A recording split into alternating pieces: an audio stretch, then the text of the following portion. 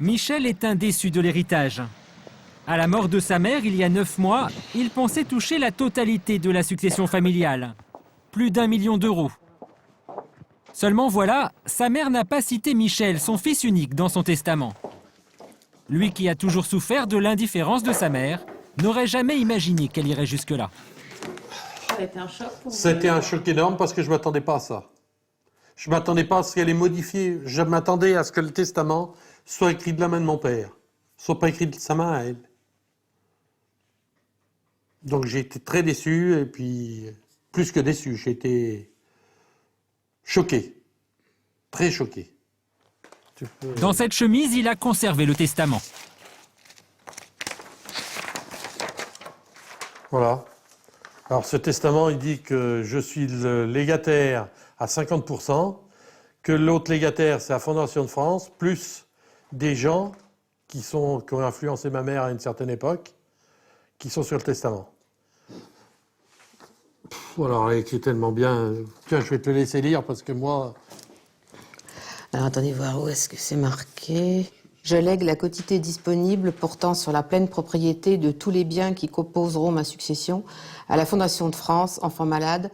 Avec ce testament, sa mère l'a en partie déshérité.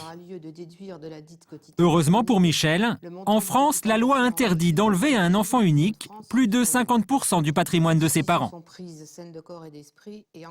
Mais ce qui lui fait le plus mal, c'est qu'il n'est même pas cité dans le testament.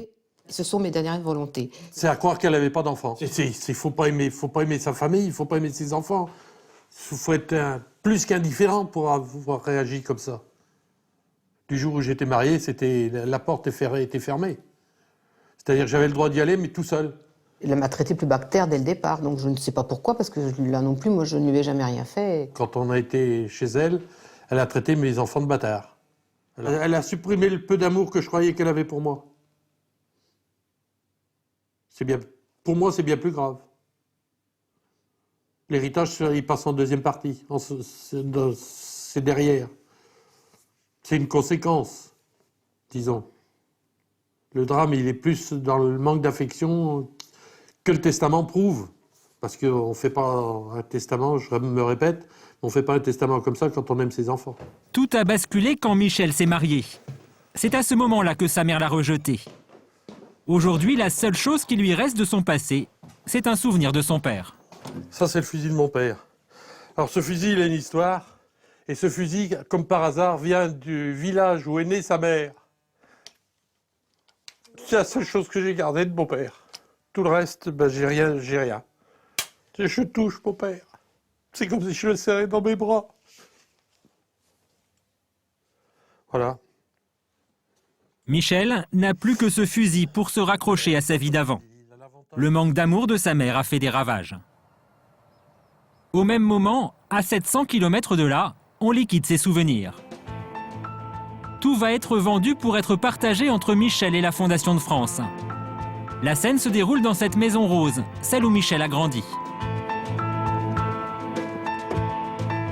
Jérôme Duvillard est commissaire-priseur. Il lui arrive souvent de vendre aux enchères les meubles et objets des héritages qui tournent mal. Ce matin, il vient expertiser le contenu de la maison. Bonjour. Bonjour. Sur place, il retrouve le notaire chargé de la succession. Très bien. Derrière cette porte, ils vont découvrir les traces de la vie des parents de Michel.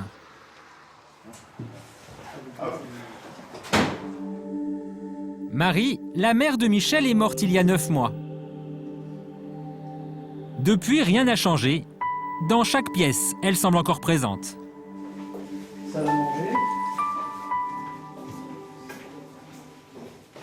Oui. Ouais, c'était transformé en chambre à la fin. En chambre depuis qu'elle était... Ouais, parce que ça évitait d'aller à l'étage. Voilà. Bien, ok. Mais il y a le déambulatoire, je pense qu'elle avait du mal à se mouvoir à la fin. Elle était âgée. Elle avait quel âge ? 86 ans, je crois. Ça, j'imagine que... Ça, c'est les photos de famille. Voilà, faut y aller. Les photos de famille sont mises de côté. S'ils le souhaitent, les héritiers peuvent les récupérer. Michel a refusé de revenir dans cette maison pour l'inventaire.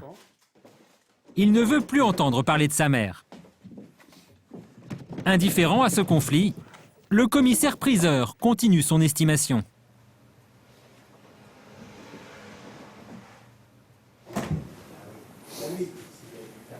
Ah ben, il faut le nettoyer un petit coup, mais bon, il n'a pas l'air vieux. Oula. Et c'est resté fermé pendant un petit moment. Donc forcément, quand on ouvre des bijoux... On pense aux défunts, là, quand on fouille un peu comme ça, ou pas? Non, bah non, mais qu'est-ce que je fasse? On peut pas faire grand-chose, quoi. Et puis, et nonobstant le respect ou la projection qu'on peut faire sur les défunts, il faut travailler. Et en plus, il fait un petit peu moins 12 aujourd'hui, donc je voudrais un petit peu finir, quoi. Allons-y. Jérôme poursuit sa visite en espérant dénicher des objets de valeur ou de l'argent. Ouais. Regardez sous les draps. Voilà. Ils sont en très mauvais état. Voilà.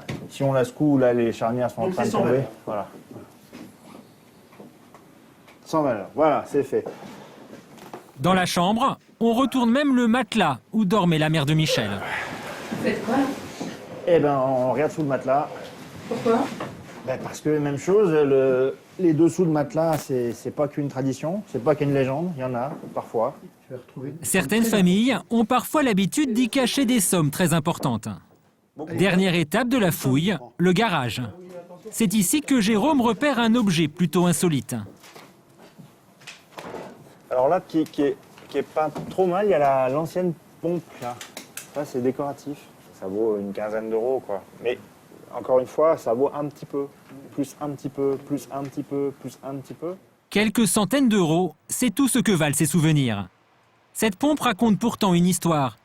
L'ancienne maison de Michel était une station-service, tenue par ses parents dans les années 70. Jean, un voisin, a bien connu le couple de pompistes. Pour lui, cet inventaire est une épreuve. Et ça vous fait quoi d'être là aujourd'hui? Bah, je suis pas très à l'aise du tout. Je suis pas à l'aise du tout. Mais... C'est dérangeant, c'est triste. Oui, il y a un sentiment de tristesse. Jean a passé des moments heureux dans cette maison avec Marie et Robert, les parents de Michel. Les voici sur cette photo le jour de leur mariage. C'est l'une des rares images du couple. Dans quelques jours, leurs souvenirs seront vendus aux enchères.